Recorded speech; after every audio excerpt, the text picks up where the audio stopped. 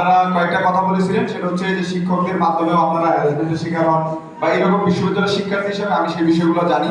তো আমি মনে করি যে সেগুলো এখন রোধ হওয়ার একটা বড় সময় এসেছে।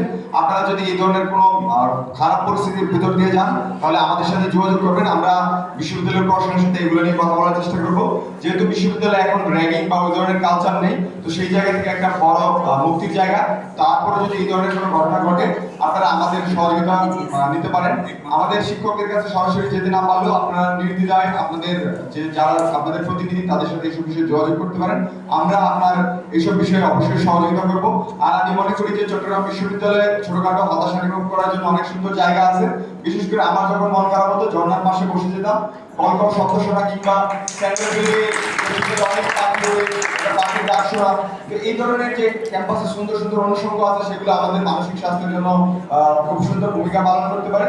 বিসি স্যার যাওয়ার সময় বলে যাচ্ছিলেন যে হতাশার মোড়ের নাম পাল্টে কি রাখবে বলো।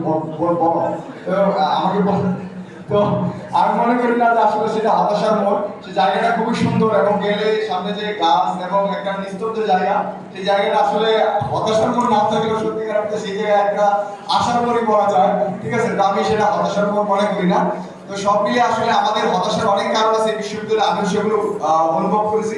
এবং বিশ্ববিদ্যালয়ে যে একটা মানসিক স্বাস্থ্য কেন্দ্র আছে তাদের সম্বন্ধে আমি সত্যিকার অর্থে শুনেছি, কিন্তু কাউকে খুঁজে পাইনি।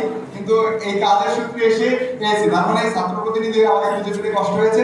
আমি মনে করি যে এইগুলোর আরো বেশি প্রচার প্রচারণা দরকার, বিশেষ করে যৌন নির্যাতন সেল, তারপরে হচ্ছে মানসিক স্বাস্থ্যের সেল, এগুলো আরো বেশি কিভাবে আপনাদের কাছে পৌঁছে দেওয়া যায় সেই চেষ্টাটা ছাত্র প্রতিনিধি হিসেবে আমরা করবো। এবং পরবর্তী আমাদের যে আয়োজনগুলো হবে কিংবা বিশ্ববিদ্যালয়ের প্রশাসন আয়োজন করবে, সেগুলোর সাথে আপনারা আরো সুন্দরভাবে সম্পৃক্ত হবেন সে আশাবাদ ব্যক্ত করি। যারা আয়োজন করেছেন এবং আমাদের সাথে থেকেছেন সবাইকে অনেক বেশি ধন্যবাদ। বিশেষ করে আনোয়ার স্যার, সোহান এবং হচ্ছে আমাদের ম্যাম এবং অতিথিবৃন্দ যারা আছেন সবাইকে অনেক বেশি কৃতজ্ঞতা জ্ঞাপন করছি। ধন্যবাদ সবাইকে। আসসালামু আলাইকুম।